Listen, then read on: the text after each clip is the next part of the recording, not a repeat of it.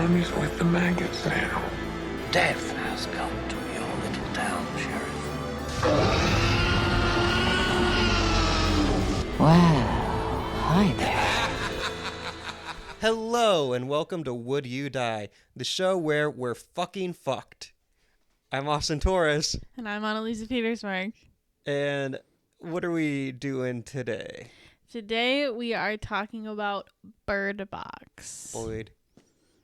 Birdbox. I'm surprised you went with that quote. I really thought you were going to say hello and welcome to Would You Die, the show where if you look, you die. I forgot about that quote. To be perfectly honest, I was thinking about it, and I'm like, Machine Gun Kelly says that like 9 different times. He does. And it's sticking in my head. That's fair. That's real.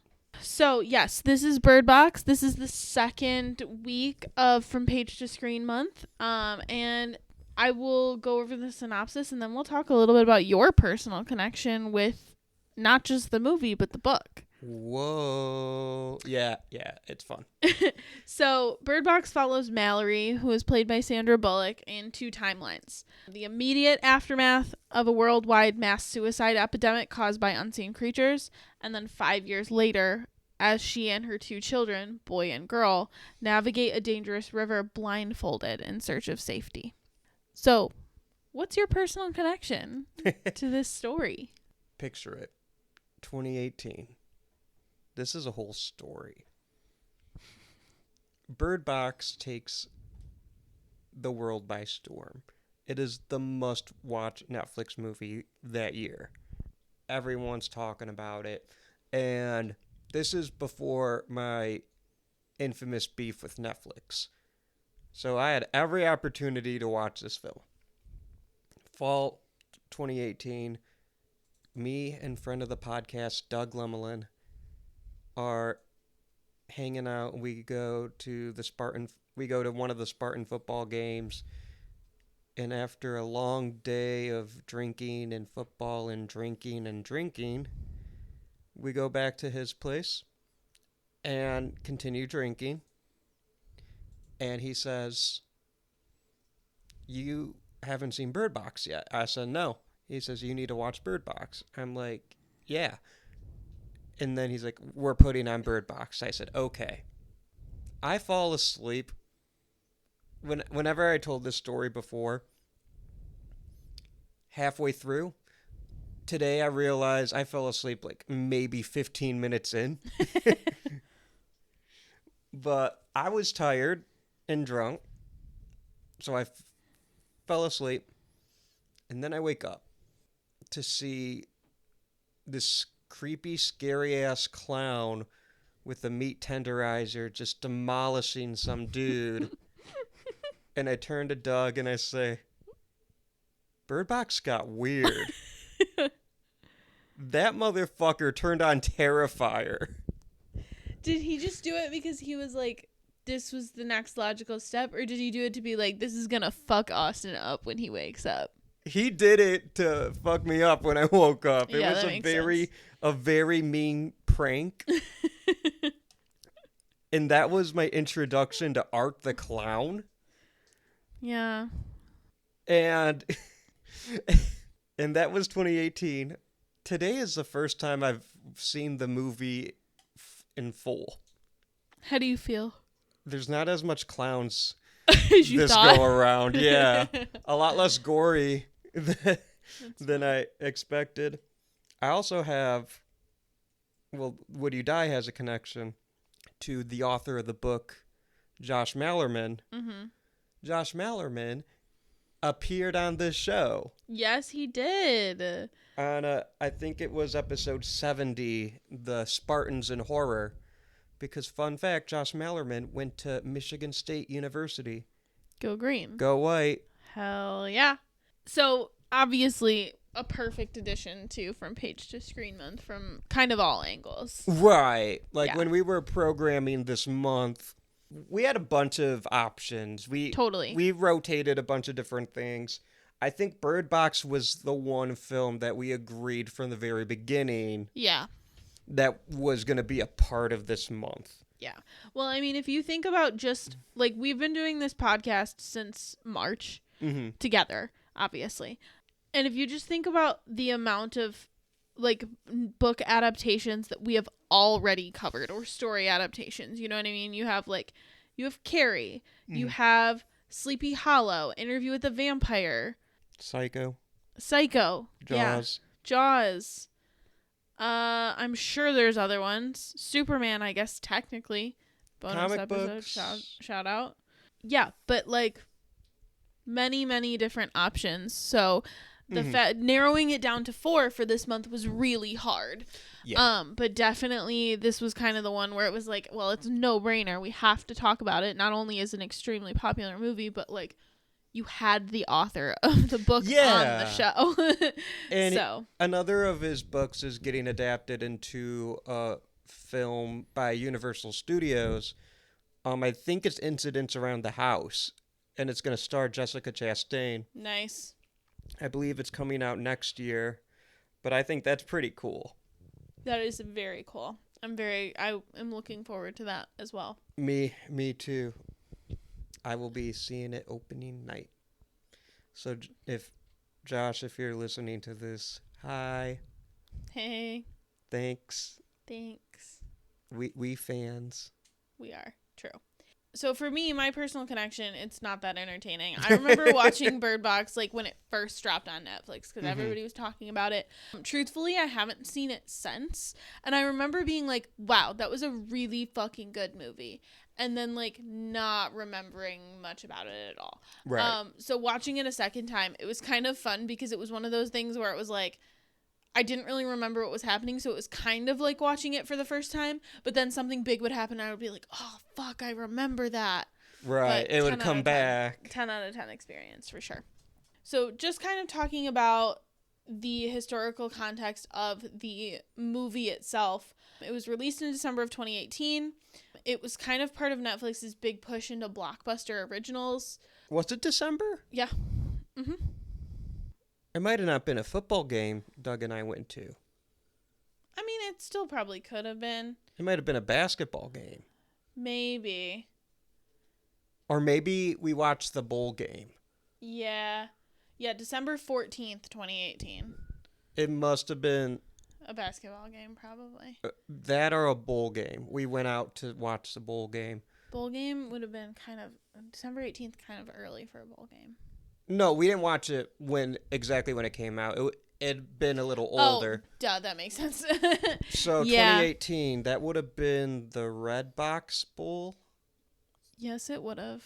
You went to the Redbox Bowl and then went No, home and said, No, let's we bring didn't on go. fucking watched the Netflix. Redbox. We would have watched it. Ah. Okay. I went to the Redbox Bowl, and here's what I'll say about that. Bird Box, already an entertaining movie. Yeah. 10 out of 10. However, even if it was the worst movie of all time, still more entertaining than that game of football. I just love the idea that Austin watched a bowl named after Redbox and I immediately was like, fuck that. We're going to the competitor.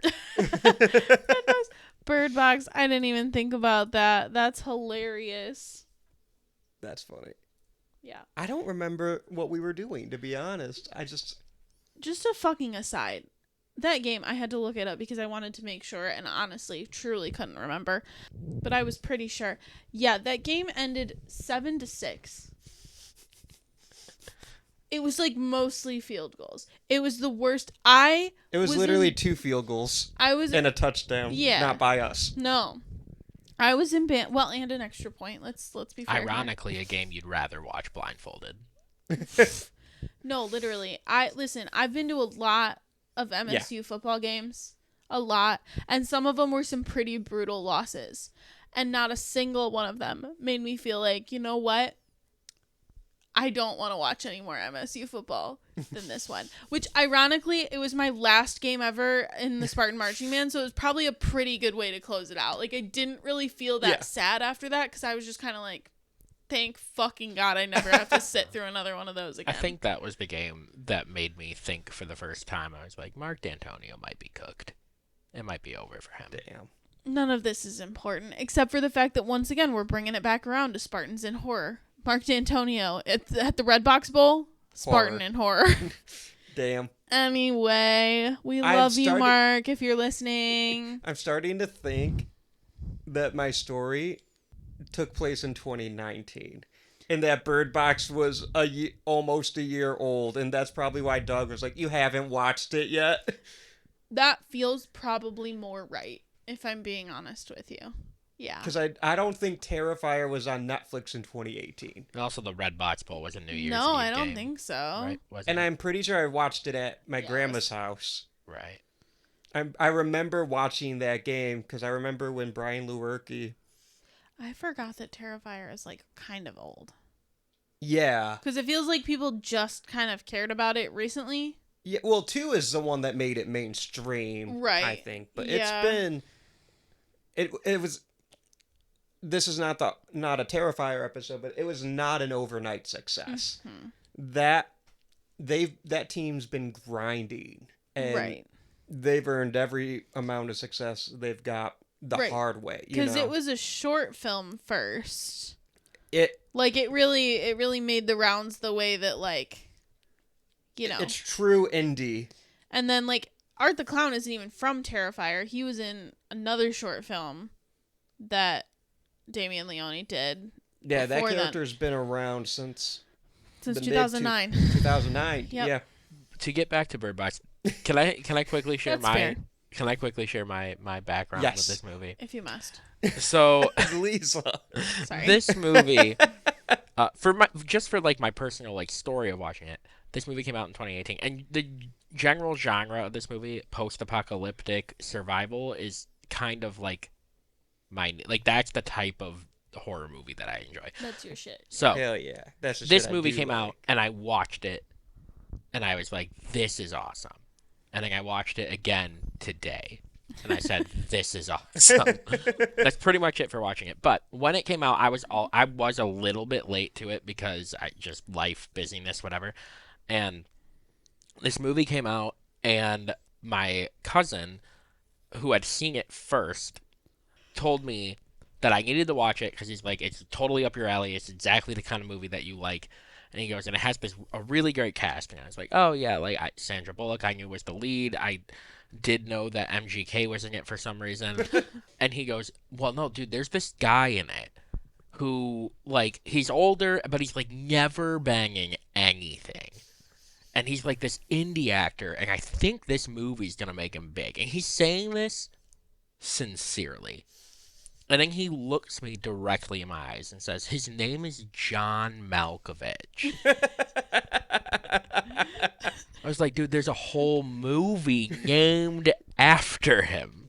Like, It's crazy. This guy wasn't forced to watch Of Mice and Men in high school. I was literally just about to be like, did that man never take high school, like, 9th grade English where they had to watch Of Mice and Men? I'm sure physically he was in the space. That's, yeah.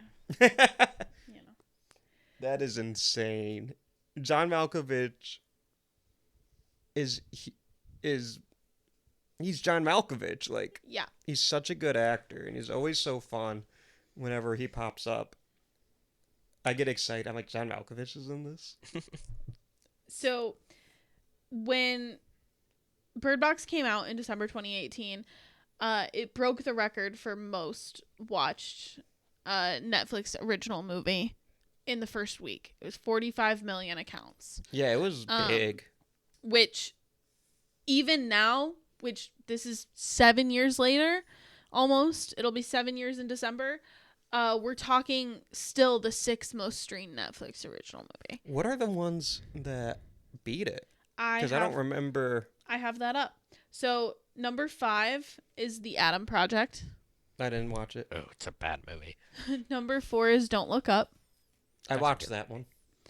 Number 3 is Carry On with Taron Egerton. Is that his name? I think that's how you say Elton it. John. I haven't even heard of it. Elton John. And number 2 is K-pop Demon Hunters, which just came out Okay. like 3 weeks ago. Banger I've of a heard of movie. that Number one. 2 most streamed movie. That's It's about to wild. pass number 1, which is Red Notice, which stars Gal Gadot I've heard of Ryan it. Hello, Reynolds. no. and The Rock. So, anyway, K-pop Demon Hunters clears. But yeah, It has to. Red Notice should not be up there. It shouldn't be number 1. I'm surprised it's Don't Look Up. It's not Don't Look Up, honestly. But That's I'm the one I've surprised watched. the I Netflix like Breaking Bad follow-up film wasn't up there, just because of like how big that show was and the fact that it's not a Netflix original, but it certainly feels like one. it's not even top 10, I don't think. It's wild. I don't know what it's called. Anyway. I'm surprised it wasn't Glass Onion. Oh, yeah, I'm surprised it wasn't Glass Onion, too. That's also not top 10. Huh. Crazy. Weird. Okay. It also notably came out months after A Quiet Place. Right. Which is really interesting because they both use sensory deprivation as horror. Apocalyptic horror, too. Yes. A Quiet Place Yeah. is all about sound, whereas Bird Box is all about sight. And then the movie also inspired the Bird Box challenge. I don't know if you guys remember the Bird Box challenge. I don't. It was a thing. People would just like blindfold themselves and then try to do shit. Like cook or like... Hold up. Let them cook. Okay. All right. This will be my last episode on Would You Die? Just kidding. You're kind of stuck with me because here I am. I do all of the research for this podcast now. So That's true. So diving into From Page to Screen. Yes. Talking about some key differences. Honestly, the book and the movie are pretty similar in terms of actual storyline. Most of what we're talking about here is like just the types of changes that you would have to see in a book to movie adaptation. So the book is much slower and more psychological. There is a lot more of Mallory with boy and girl going down the river. It's a lot more about that journey than it is about the initial beginning.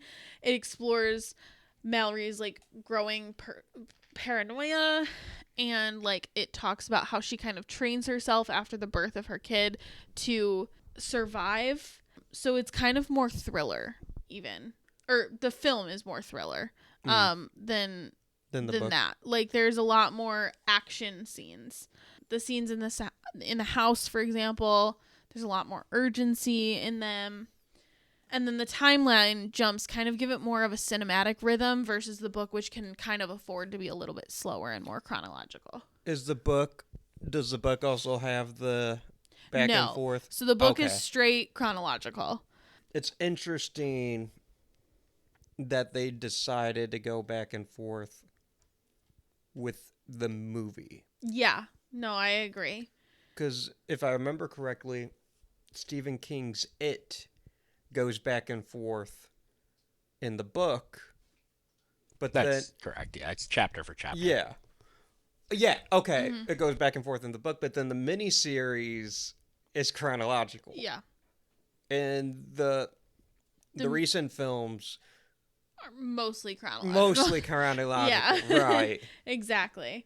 So the other major difference is a lot of people would say that book Mallory is a lot colder than film Mallory, which is interesting because film Mallory is pretty cold. Yeah. But we like kind of it's more we get an insight into like why she does the things that she does in the book because it's written from her perspective.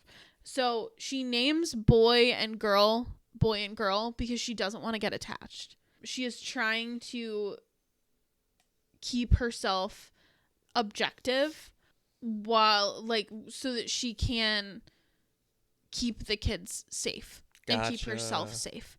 And she like for example, it's in the movie too, but we get like I said, we get more explanation in the book. The scene where she is like talking about how one of them is going to have to look. That is something where in any other moment it wouldn't with any other thing it wouldn't have even occurred to somebody who loves these children, right? Right. You don't want to have to choose. You don't want to have to do that. But because she is like, her logical, pragmatic part of herself is, if I am controlling the boat and I am looking and I see the creature, I'm flipping the boat. I'm running into a rock. I won't have time to stop myself.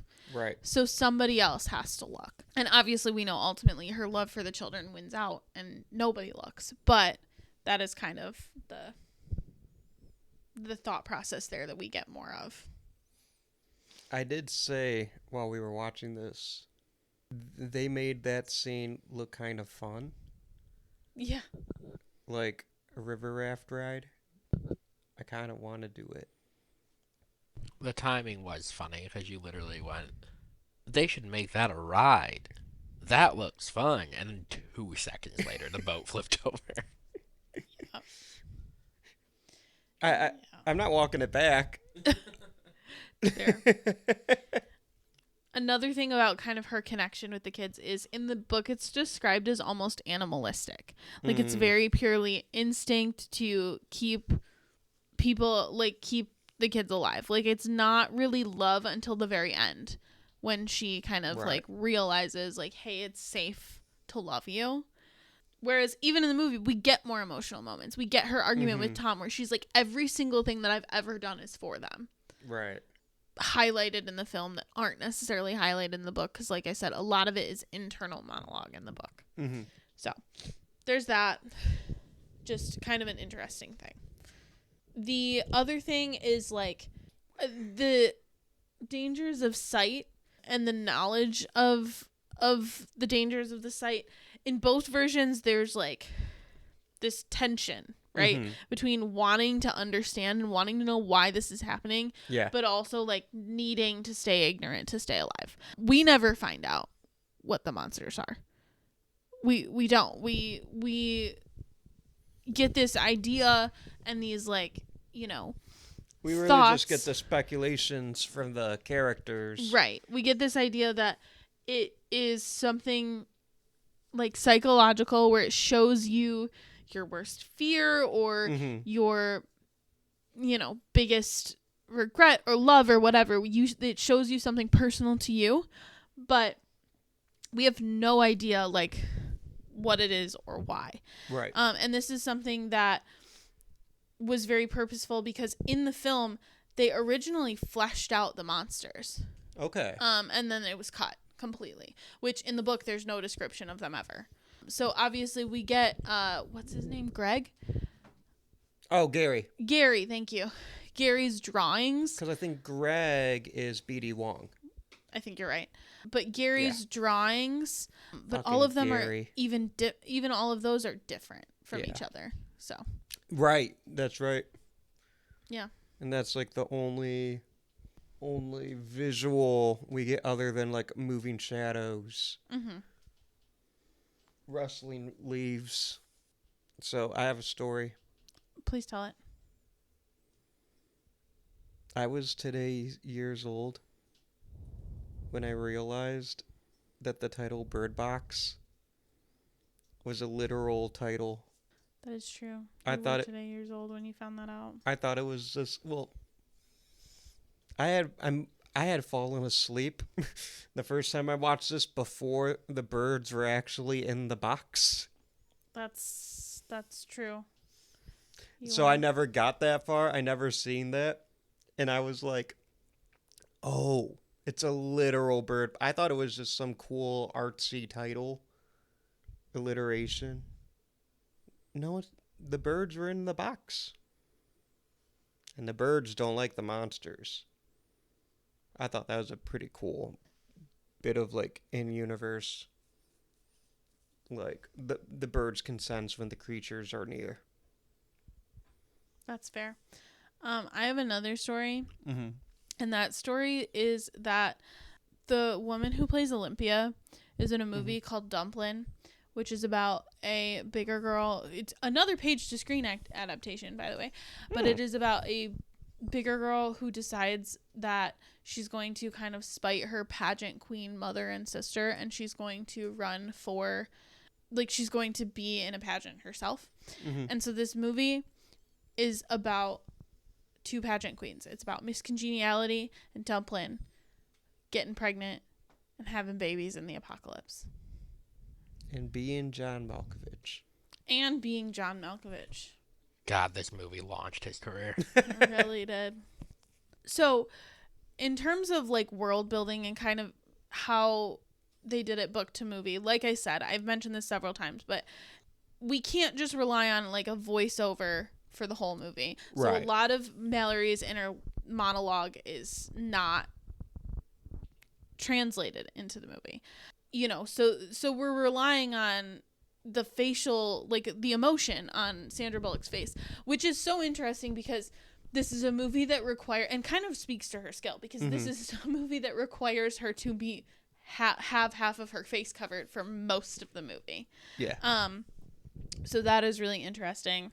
And then the world building is obviously different because in the book we get more visceral descriptions of the world ending, whereas in the movie we have to rely on background shots and flashbacks and news reports and that kind of thing. So again, like very standard book to movie stuff in this adaptation, but it is like a pretty faithful adaptation, all things considered. Would you say it's more or less faithful to the source material in comparison to Steven Spielberg's War of the Worlds? I think in terms of like one-to-one comparison, much more faithful. I think like in spirit of the film, I would probably say they're about equal. You know what I mean? Like, because I did make the argument that his War of the Worlds was actually really faithful in terms of like theme. Yes, and I totally agree with you. I don't think that's Spirit, yeah. Incorrect. I just think that, yeah, in terms of one-to-one, I mean, like, obviously, like, this takes place in the same time period. It's the same, you know, everything. So, Right. I have a deep, dark confession. Please. I'm sorry, Josh, if you're listening. I have not read Bird Box. I've read Goblin. That's it, though.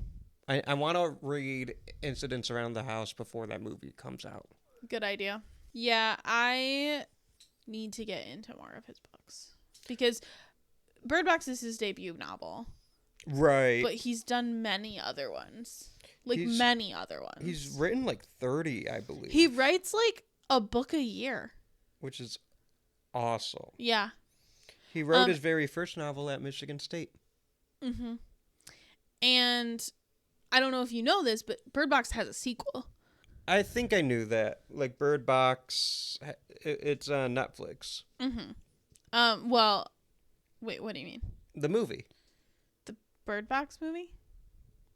Oh, you're talking about a book. No, I'm talking about a book. Oh, I'm talking about a movie. Yes, there is a 2023 Bird Box sequel, but I'm talking about there is a novel that Josh Malerman wrote that is a sequel to his debut novel, Bird Box. It is called Mallory, and it takes place 2 years after Mallory and Olympia and Tom arrive at the school for the blind. That's pretty cool. Mm-hmm. I didn't know that. You want to know something fun? Sure. Josh Malerman's got a new book coming out. Okay. That is fun. Is that it? No, I'm pulling up the information on it. I'm not as fast as I thought I was going to be with this. But I don't want to get details wrong. Is it just Bird Box from the bird's perspective? It's Box Bird.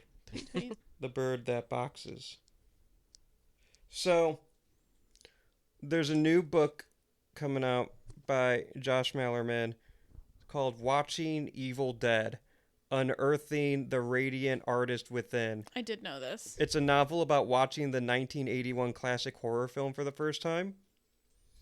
And when this episode comes out, this is still a future event. On Tuesday, September 16th, Josh Malerman is going to launch that book at the Redford Theater in Detroit. Oh, I didn't know that. So Michigan homies, Tuesday, September 16th, go to friend of the pod, Josh Malerman, his event, 6 p.m. He's going to be signing books. The doors are going to open at 7 p.m. And then at 7:30, people who get tickets for this event will get to relive the experience of watching The Evil Dead for the first time again as Malerman and his theatrical troupe Wowtown read a little bit from the book. They'll be joined on stage by his fiancée Allison Lacko. I'm so sorry. She plays a major part in the book. The reading will be accompanied by musicians Jim Byrne and Tessa Stransky, and this will act as a brief introduction to the film itself, which will run without intermission and to be followed by a discussion with Malerman and Lacko, in which audience members can share their own personal experiences related to the film. Amazing. Josh Malerman, Evil Dead, Redford. Be September there 16th. or be square. September 16th, Yes. 6 p.m. Beautiful. I love that. Yes, I knew that was coming out. So if you are listening to this episode on the day it comes out, it will be next Tuesday. So 1 week from yesterday. So get on that. I'll be there, I think. I'm going to try to go at least. We'll try to be there is what he means. So in terms of the cultural impact, this movie, along with A Quiet Place, kind of kickstarted a mini trend of sensory horror. Mm-hmm. It really opened up Sandra Bullock to horror movie. Like, it was just another genre to kind of put under her belt. I was about to, I thought you were going to say it really put her on the map. I'm like, No, she's an like Academy Award winner. In horror, Austin. Yeah. This movie really launched 2 careers. I'm tired of all of you. Go away. She isn't John Malkovich. She's a little established at this point. But no, I think you're right. I don't think she's done a lot of horror previous to Bird Box. Closest thing is like Practical Magic. Which isn't horror, really. Right, but it's kind of witchy, so it's like Yeah. the closest thing. Or maybe Gravity's a little Yeah. close, because I don't know if it's like horror, but it is a survival film. Right. Yeah, that's probably... well, okay. Never mind. Premonition.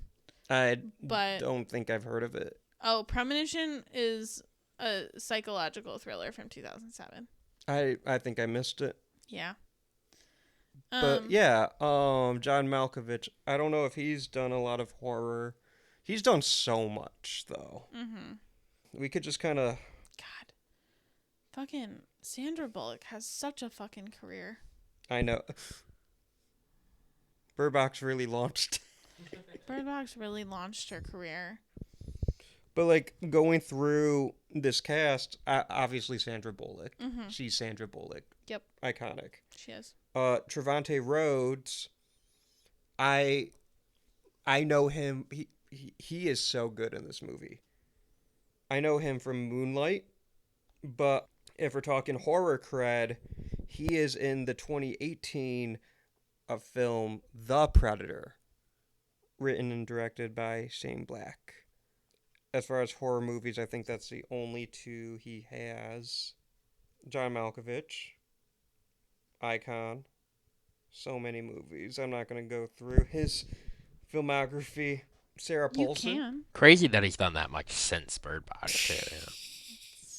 Tired of you. I love it. But Sarah Paulson, I think people will know her from American Horror Story. Yeah, I mean, she's also in a lot of other things. And Glass. But I'm trying to think of like horror. You know what I'm saying? Oh, yeah, that's fair. She was in that Ratched show. I don't know if it was horror, but it was about the nurse Ratched from One Flew Over the Cuckoo's Nest. Mm-hmm. I don't know if that's horror, but she's in it. Yeah. Sarah Paulson, it's really interesting because, yeah, now kind of all she does is horror. Yeah, I think American Horror Story really put her on that trend. Jackie Weaver's in this. She's in Silver Linings Playbook. That's not a horror movie. It's a good movie. I always think of her in The Disaster Artist. Yeah. Because she plays the older actress where like her lines are like, "You gotta stop saying you're gonna die." No, it's true. Breast cancer Just found out Disaster Artist is a wild movie, but it's not as wild as The Room. Yeah, But that's fair, I yeah, suppose. Rosa Salazar is in this, and I recognized her as Alita Battle Angel. True. I love Alita Battle Angel. Jackie Weaver was in The Grudge. Did we say that? Oh shit, you're right. No, we didn't say that. Well, that's a horror movie, That is a horror movie. so they tell me. Lil Ray Howery plays Charlie. He's in Get Out. He's iconic in Get Out, is what he He's is. so good in Get Out. B.D. Wong is in this. Mm-hmm. Famous for Jurassic Park. What? Pruitt Taylor Vince is in this. I'm sure he's done horror, but I'm gonna. Oh, he was in Constantine. That's the movie where Keanu Reeves fights demons. That's amazing. I don't remember him in it, but he's in Stranger Things. This is not horror, but Vivian Lyra Blair, who plays Girl, is also Leia. Yeah. We were talking while watching the movie saying how good she is. Now that I'm seeing it's Vivian Lyra Blair, I'm like, oh yeah.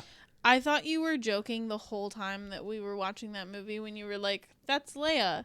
Like, I thought you, because you were like, the boy's name is Luke and the girl's name is Leia. And I thought you were making a joke, but she literally is little Leia in Obi-Wan Kenobi. I was literally making a joke. Oh, that's I'm so finding funny. this out right now, too. That's so funny. I'm putting the connections together. But she was in a fun movie in 2023 called The Boogeyman. Yes. Which is a Stephen King adaptation. Also has David Dastmalchian, who was in this movie. Mm-hmm. He showed up in this movie, and then that has Sophie Thatcher, one of the first things I seen her in. But no, this is it's a really stacked cast because the girl from Bendit, like Beckham's in it. Yep. Now, the boy who plays Boy is a golfer. Nice. So that's, fun fact. Yeah, this is a stacked These cast. kids still have to be quite young, right? I mean, this movie came out in 2018. Yeah, they're 13. I was Or at gonna least say, she's 13. I don't know how old he is, but I assume he's around the same age. Yeah, stacked cast. Mm-hmm. But no, I did not recognize Lil Leia. It's so funny. The whole time, I'm not even kidding you guys, the whole time we were watching the movie, he kept calling her Leia. Well, at first I thought I missed their names. It took me a while to realize That she just called them boy and girl. Yeah, right? that's fair. And then here's the reason why I made the joke. Because when they were born, it reminded me of the scene in Star Wars Episode 3, Revenge of the Sith, where they're born and the robots are like, ooh, bah, ooh, bah, Yeah, I don't like it. ooh, bah. Okay. Austin, Yes. are you ready for superlatives? I can't look, but yes. Okay. Keep your eyes closed. I'm going to do these blind. Oh my god, it's going to take us forever. He doesn't need sight for this. That's fair, but I just mean, like, he's going to hold his thing. This usually takes us, like, a half an hour to 45 minutes, and he's going to hold his hand over his face the whole time. He You're- can simply close his eyes. You're going to have to speak up. I can't hear you without my sight. Okay, who would you save, Austin? So, I would save... It's tough. There's a lot of choices. Is it Machine Gun Kelly? No. We don't know he dies. That's true, I suppose. And I guess it can't be Alita Battle Angel. I would save... Oh, spoiler alert, guys. I forgot it. I would save Trevante Rhodes. That was my answer. We would save Trevante Rhodes. That's true. Jeremy, do you have someone you would save? I would say, I mean, it's hard not to save Trevante Rhodes, but in the spirit of being different, I would save Charlie. He didn't even want to go. I know. That's He didn't fair. even want to be there. And then he saved And then everybody. he saves He everyone. saved everybody. Yeah. Oh, that was tough. Yeah. I love Tom. I mean, like, I love Charlie. He's great. But I love Tom because he's just, like, this strength and compassion. And you have Marjorie, who is this hyper-independent woman when we first meet her, who literally admits that she's never loved anybody in her life. Yeah. And is like, I don't even think I'm going to love my kid. And then she, ironically, despite the fact that she has tried to harden herself, actually softens herself through her love of Tom and her love of the kids. So for him to sacrifice himself the way that he did, oh my God, tragic. Also, shout out to B.D. Wong. His character, I think Greg was the character's name. Too early in the film. One of the first to go. But I still think he was right to try the looking at the creatures from the screens. Because how are you going to know? And if it worked, they would have solved a lot of problems if it worked. Right. But it didn't work. Yeah. And I was sad. So, what is your favorite scare? I really liked the scene with the car sensors. I thought that was the scariest part. Okay. Poor Charlie was freaking out. Yeah, he was. But no, I loved that thing, and you can hear like the creatures like climbing on the cars and stuff. And the beep, beep, beep, beep, beep, beep. It reminded me of the radar scene in Alien, which is one of my favorite scenes in one of my favorite movies. That's true. It's very similar. Also, a little Jurassic Park where you're trapped in the car and the big creatures outside. Yep. So that was my favorite part, or favorite scare. How about you? My favorite scare is, it's not like a jump scare or anything, but when Gary like takes out all of his picture, like all of his drawings, and like just places them one by one on the table, and you realize like, oh shit, like John Malkovich, underrated indie actor, was right about everything. Yeah, that's for sure my favorite. Gary's a bitch. He is a bitch. Remember when he was gonna take the babies? That was crazy. I know. Yeah. How's a baby gonna kill itself? I don't know. That's a really good question. They can't like lift things. Yeah, they or can't. They move. don't even really have the strength to like roll. I assume the Right. goal was to get like Sandra to look, not Sandra, Marjorie to look, Mhm. and then she would just like be holding the babies and like, boop, you know. But I don't know. I don't know. Did you have a thought? Oh, I was just saying my favorite stare. My favorite stare was when Mallory's sister Jess, in the very beginning of the film, Yeah. just very calmly just steps in front of a semi. Yeah. Pretty crazy. It made me think of Final Destination. It made me think of The Happening. Wow. Yeah. Okay. The Happening Destination. Tony Dodd Award for movie MVP. Trevante Rhodes. It's a good one. I think I'm gonna say Sandra Bullock. I mean, Fair. like, obvious choice, but like her, like I said, she has to convey all of these conflicting emotions just with her face, and it's halfway covered. Mm-hmm. So that's how I think. So is this score better than Jaws? No. But Who did the score? This score is by Trent Reznor and Atticus Ross. Oh, it was? Yeah, from Nine Inch Nails. Huh. Yeah, so they're obviously frequent collaborators, but Atticus Ross does a lot of film scores together, or does a lot of film scores, and then starting in 2010, he and Reznor became like frequent collaborators. So they did The Social Network. Yeah, that, Which won an Oscar. won an Oscar. And beat out They did How to Train Your Dragon. They did Girl with the Dragon Tattoo. Mm-hmm. And that won a Grammy. I'm pretty sure they did Soul, They did the Pixar movie. Yeah, they did Soul. They did Gone Girl. Yeah. They A did lot of David Fincher films. yeah. And then they did Challengers. Oh, Which Challengers won the was really Golden good. Globe for Yeah. Best Original Score. And was snubbed for Oscar. Yes. But So Wicked got nominated for original score. I know that's very I don't understand. I don't understand how No shade to Wicked. Oscar nomination. It just It's should have not- been an adaptation. Right. It's not an original score. Exactly. It's not. I digress. It's not their fault.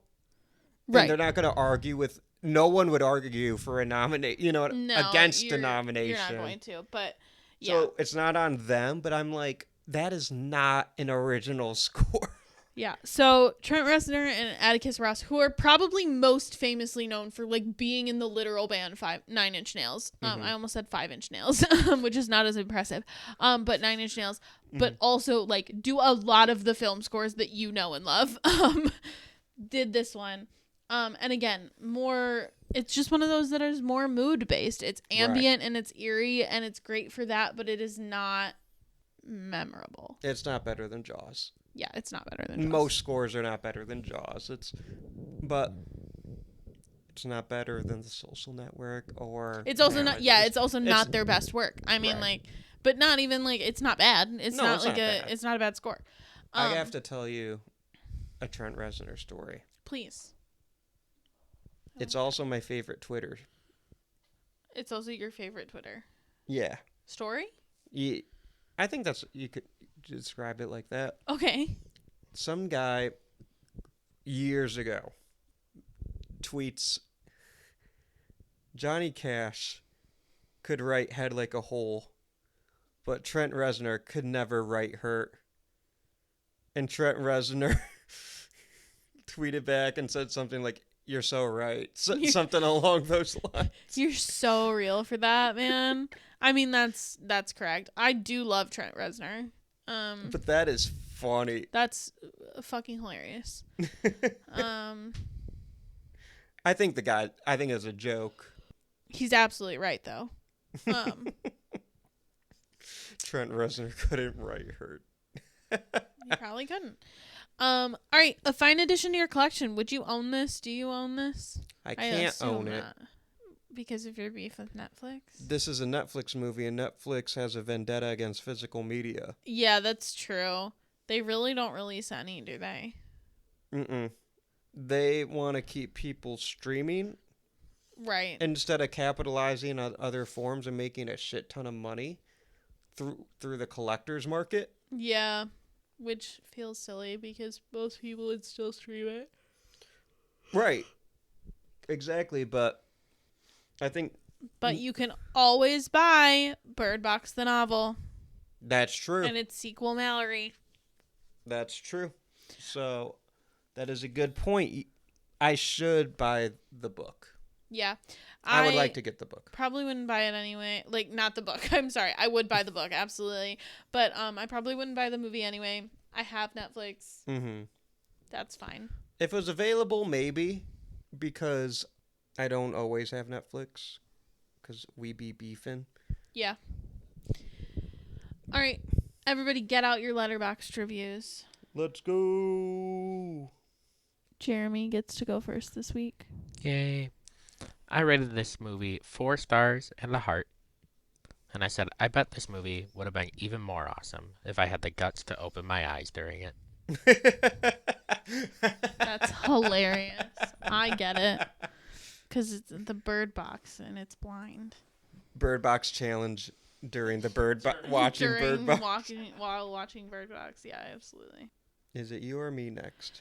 I'll go next. All right. I rated this 4 stars and a heart.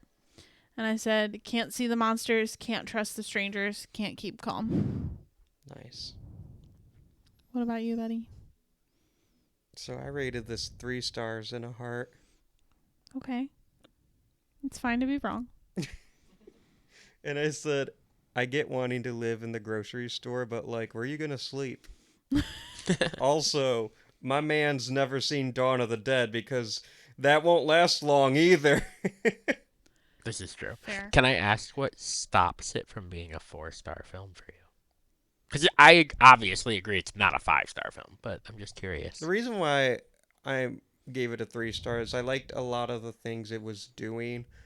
I think the back and forth chronological, or the back and forth timelines, kind of like, it didn't work for me. It made the film feel a lot longer than it was, because it's only 2 hours. It's not a terribly long movie by any means. Yeah, but it I feels do agree. long. I think I think the back and forth of it takes some of the suspense out of the flashback too, because Right. you're kind of watching them go down the river, and you're just kind of like, so how's Tom gonna die? Right. Yeah, And that's at one fair. point, I'm like, I'm assuming they all die. So that's kind of, I don't love that choice. Maybe if it was a cold open and then, I just felt like that choice kind of took the steam out of it. No, I liked it. I just don't think I'll watch it again. Fair. That's fair. Yeah, in fairness, I didn't watch it again until we decided to record a podcast episode about it. But I liked it. I thought it was pretty good. That's good. All right, so there's no Supernatural alumni for this one. Yes. There is What? a Jurassic Park Oh. alumni. Yes, there is a Jurassic Park alumni. I literally thought you were about to be like, you were about to pull out Jeremy and be like, actually, I looked it up behind your back and you were wrong and you got it fucked up. Oh, no. When there's only like 8 people in this movie. It's actually a pretty big cast. Yeah, no, there is a lot of all the random people who show up and Right. stuff. Yeah, And the and cultists. every blind person. I guess they're not cultists, but I'm gonna call them cultists. The crazy people. Yeah. Yeah. But yeah, the Jurassic Park alumni, B.D. Wong.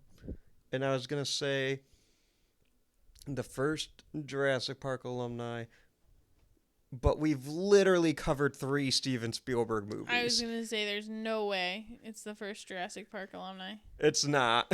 It's It's- absolutely not. We've had multiple John Williams, literally 3 John Williams scores. Yeah.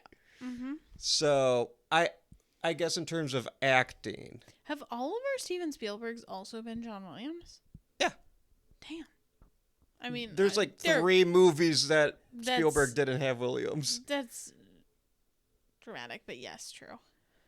I think it's The Color Purple, Ready Player One, and Bridge of Spies. Which is a great score, by the way. It's Tom Newman, right? Mhm. Yeah, Tom Newman rules. Okay, so it's time for our special edition superlative. Adaptation versus interpretation. Which would you say this is more of, and do you think it does a good job of being what it is? Josh, don't hate me. I haven't read Birdbox yet. Fair. I would say, based on like the stuff we talked about, Yeah. though, it's very much an adaptation. There are some key differences in the narration, like we said, Right. and the time jumps kind of make, like you said, maybe some of the suspense go away that exists in the book. But other than that, the events of the movie, it's an adaptation. They have taken the events of the movie and they've put them on screen. Yeah. So, From the evidence I've been given, I would agree. Austin, would you die? Yeah. Why? Listen. You know when... Okay, so you know how, like, sometimes you're out with friends and then some bitch you don't like like, they're also out in public and your friend's like, hey, don't look, but so-and-so's over there, and then you look. That's what you would do? It's like, Austin, don't look, there's big monster. I'm gonna be like, big monster, and then I'll look. That's fair.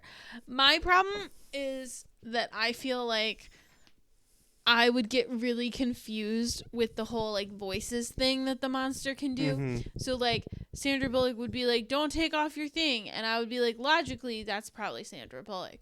And then Sandra Bullock too would be like, "Hey, you should take off your thing and just look at me," and I would be like, "Sandra, are you sure?"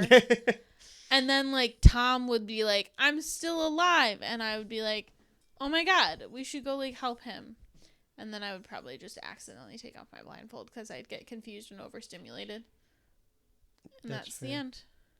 Or because I'm overstimulated, I would get frustrated with blindfold and be like, I need to take it off right now. I don't care. And then I would die. I don't even think I'd get to the blindfold part. That's fair. You'd be like, somebody would be like, don't look up. And you would be like, Huh? what? Don't look at the monster behind you. Me look, what monster? Yeah. And Jeremy. that's beautiful. I think I'd last a while, Hmm. but I think I would ultimately die. How? Like, how would I die? Yeah. How they getting you? I think that, like, especially, like, if I'm in this exact situation, are we assuming I'm in the world or this situation? Like, on a boat? Anything. I just think there are too many, like, have you ever worn a fucking blindfold? They very easily can get pulled off your head, like, ripped. Like, I just think that would be my downfall. It's just, like, it slips off at some point, and now I see. Which, by the way, I want to ask, are we confident that they are physical monsters? I've always assumed they are just hallucinations. And I don't mean, like, they're not real and they aren't impacting him. I've always assumed it's not a physical creature. I mean, I don't know that we know, but, like, there are pictures of it. There are manifestations that were drawn for... I attribute them as being like ghosties. Okay. I Where just always they assume, can- like, because the pictures are all different, I'm like, you see what you see. Right, but the car scene, you can...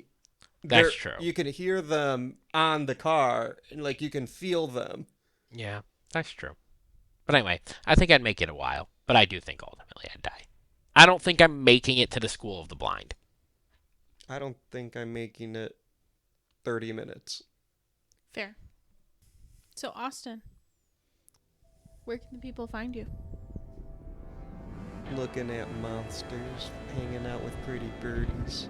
True. And on social media? You can find me at Austin M. Torres on Insta in the Letterboxd. Austin M. Torres. You can find the show social media at Would You Die Show. Follow us on Instagram. Look us up on YouTube where you can watch my short films.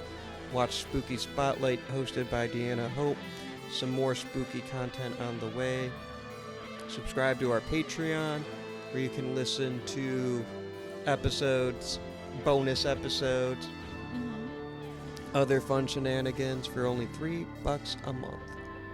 Where can the people find you? You can find me raiding your local grocery store or on social media, specifically Instagram and Letterboxd at Whimsawillow. What about you, Jeremy? Where can the people find you? You can find me at Annually Funny pretty much everywhere. There's only like 2 worth following. He didn't even continue the joke. We made a bit and then he just didn't do the bit. We're fucking fucked. Yeah.